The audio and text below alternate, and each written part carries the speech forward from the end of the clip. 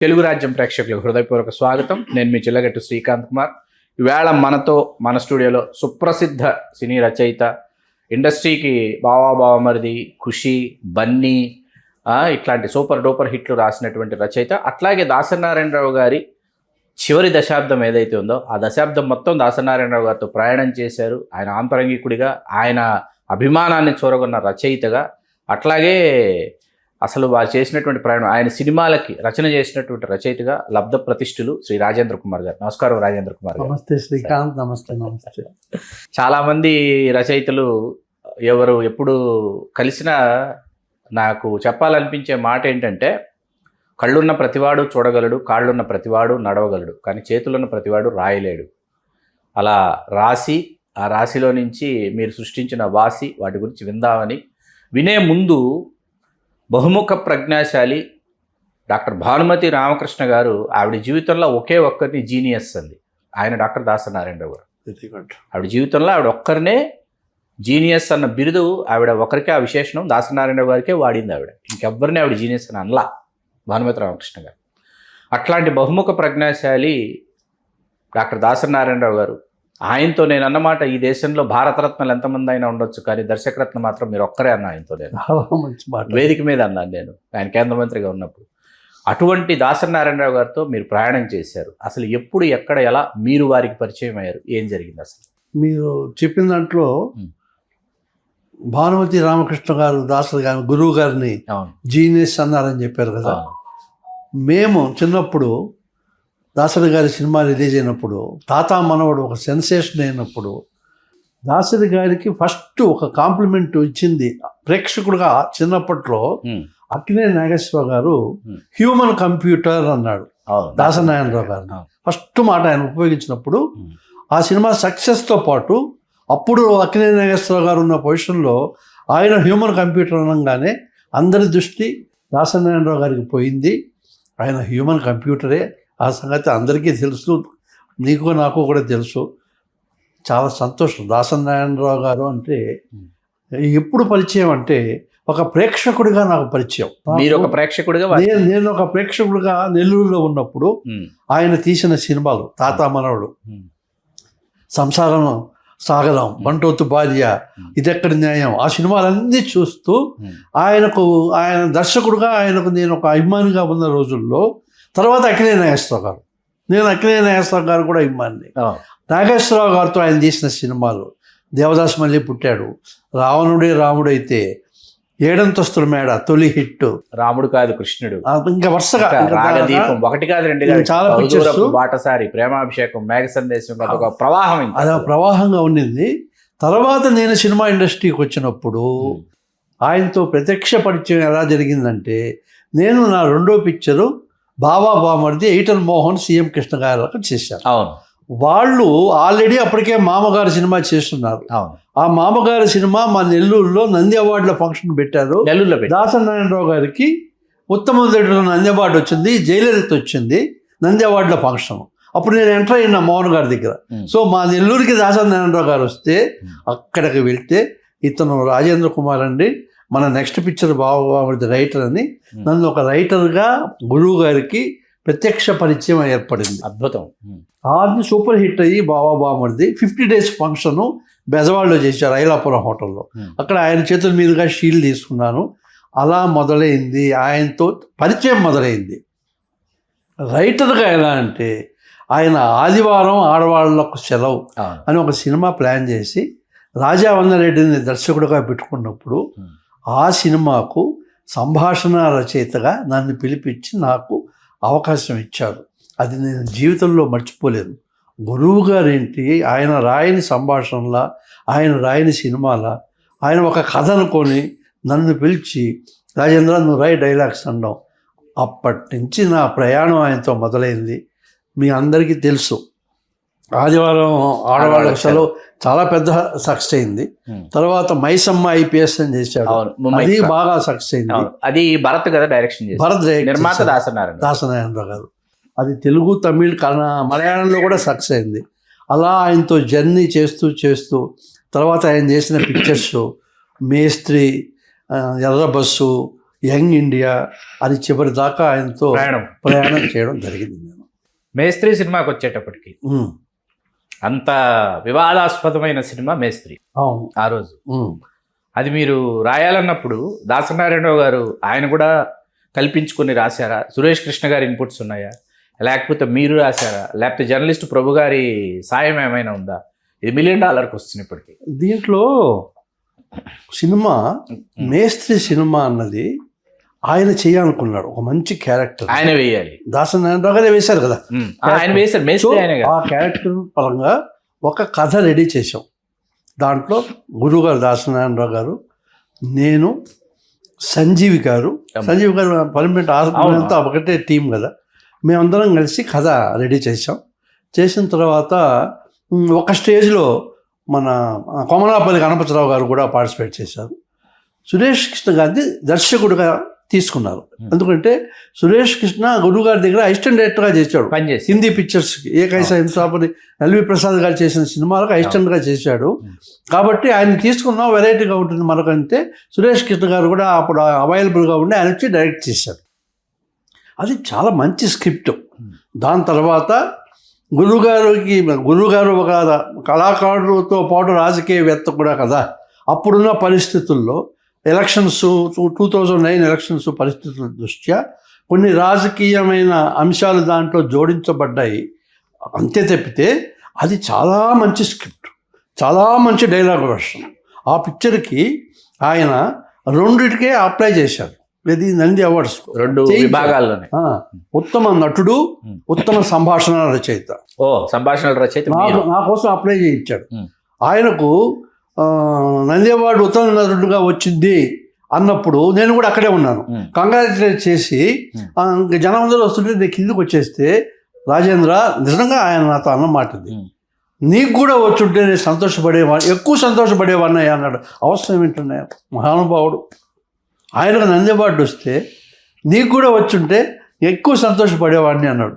ఇదే నాకు Nandi award, Oscar award గురుగారు నమస్కారం పెట్టారు. అది ఆ మేస్త్రి సంబంధించిన విషయం. అంటే చిరంజీవి గారిని ఉద్దేశించి వ్యాఖ్యలు చేశారు. చిరంజీవి గారి అది కొంచెం రాజకీయ పరంగా జరిగిన అస్త్రం అని అన్నారు కదా. అది గురువు గారి మరో డైమెన్షన్. అది ఆయన ఆలోచన దృక్పథంలో నుంచే ఇది. అంతే రాజకీయమైన అంశాలు ఆయన దాంట్లో నుంచే జరిగాయి. ఆయన పవన్ కళ్యాణ్ గారితో త్రివిక్రమ్ దర్శకత్వంలో చేద్దామని అనుకున్నారు. త్రివిక్రమ్ దర్శకత్వంలో చేద్దామని అనుకోలేదు. పవన్ కళ్యాణ్ అనేవాడు గురుగారి దగ్గరికి వచ్చాడు. గురుగారు అంటే చాలా ఇష్టం, గౌరవం, అందరికీ ఇష్టం గౌరవం కదా, చిరంజీవి గారికి కానీ పవన్ కళ్యాణ్కి కానీ అందరికీ. ఆయన కలిశాడు. కలిసినప్పుడు ఒక సినిమా చేస్తే బాగుంటుంది అనుకుంటే, సంతోషంగా నేను చేస్తాను గురుగారు అన్నాడు. ఎవరు? పవన్ కళ్యాణ్ అన్నారు. చేస్తా అన్నాడు.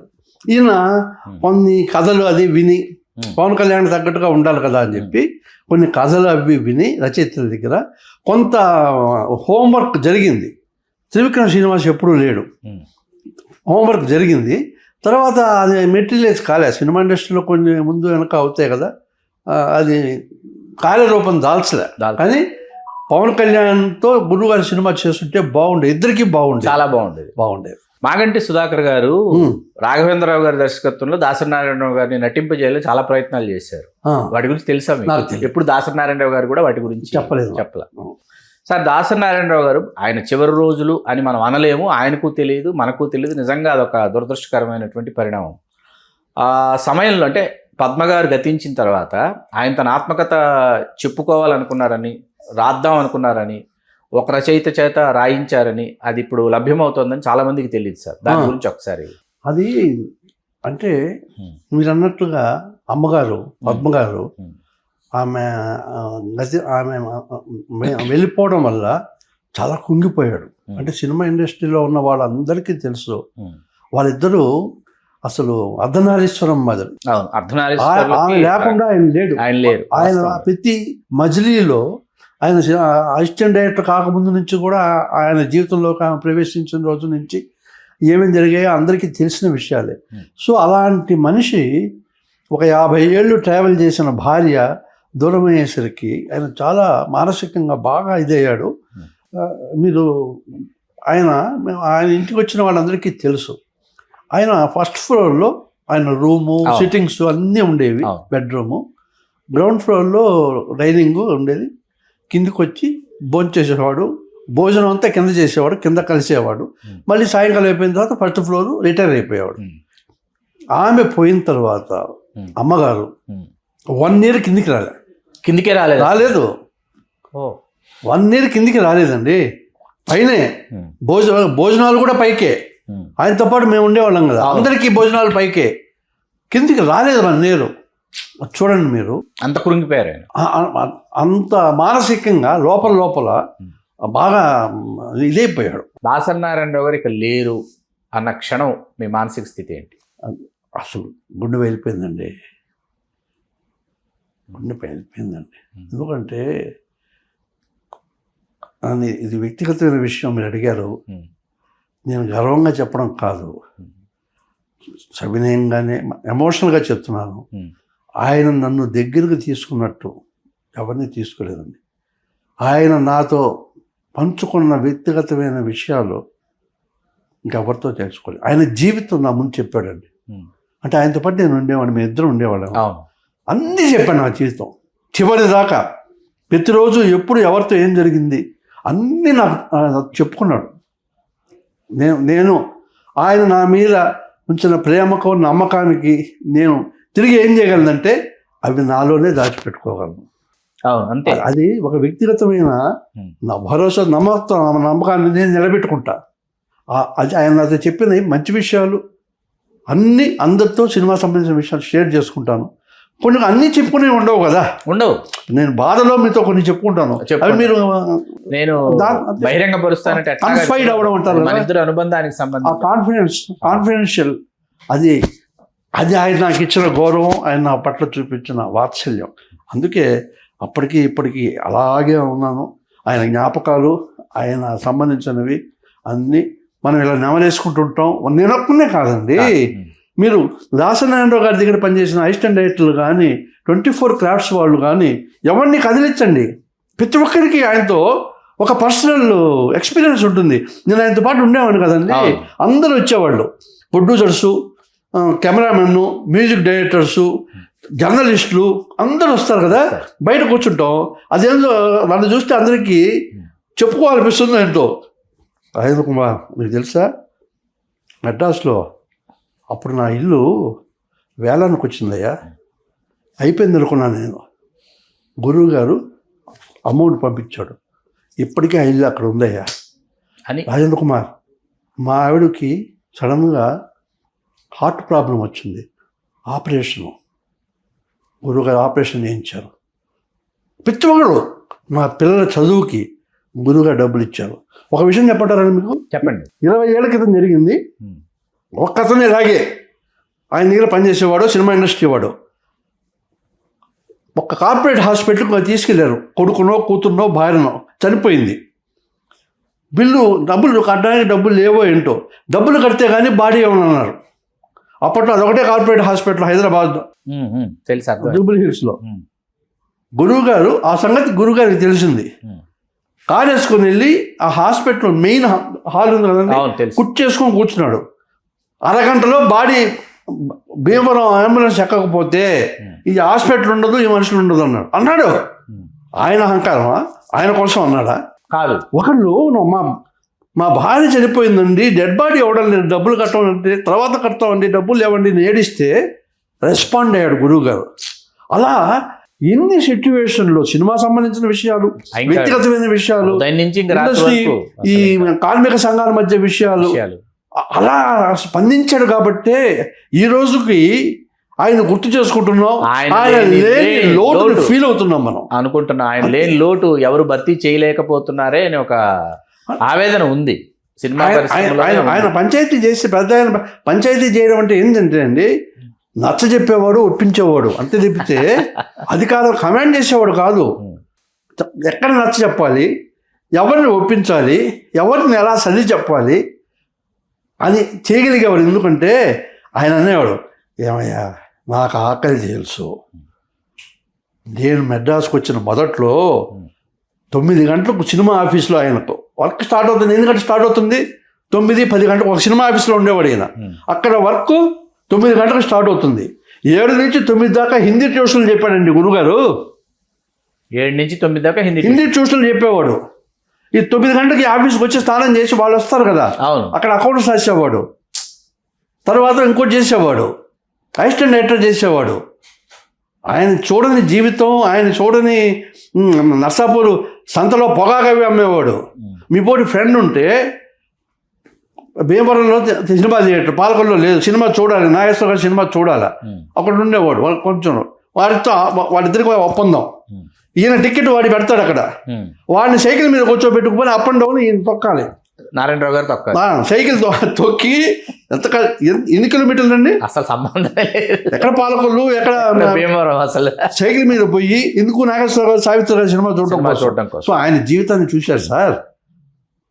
ఆయన స్కూల్లో ఫీజుగా లేకపోతే టీచర్ తీసుకెళ్ళి, మీతో పాటు స్టూడెంట్ ఈ నారాయణ, వీడికి ఫీజు కట్టడానికి డబ్బులు లేవు, మీరందరూ చందాలు ఇవ్వండి అంటే ఈయన చేతులు పెడితే మిగతా పిల్లలందరూ పావలా 10 పైసలు డొనేషన్ ఇస్తే చదువుకున్నాడు. ఇది నేను చెప్పడం కాదు, ఆయనే చెప్పాడు. ఆయన తీసిన అభిషేకం సీరియల్లో ఈ సీన్ పెట్టాడు, రాయించి పెట్టాడు ఆయన. ఆయన అంతా ఆల్ షేడ్స్ ఆఫ్ లైఫ్ ఆయన చూశాడు. కష్టపడ్డాడు, సుఖపడ్డాడు, పాతాళం చూశాడు, ఆకాశం చూశాడు. ఆయన ఆకాశం, నా ఫినిషింగ్ వేదన చూశారు, వేదము చూశారు. నేను ఫినిషింగ్ అది దాసరి నారాయణరావు గారు ఆకాశం అంతే. హలో, తెలుగు రాజ్యం ఛానల్ చూస్తున్నారా? సామాజిక రాజకీయ జీవన చిత్రణే తెలుగు రాజ్యం. అతిశయోక్తులు అసత్యాలు ఉండవు. రాజకీయ కోణం కాదు, ప్రజా కోణమే కొలబద్ద. తెలుగు రాజ్యం వీక్షణ మీ ఉత్తమ అభిరుచికి నిదర్శనం.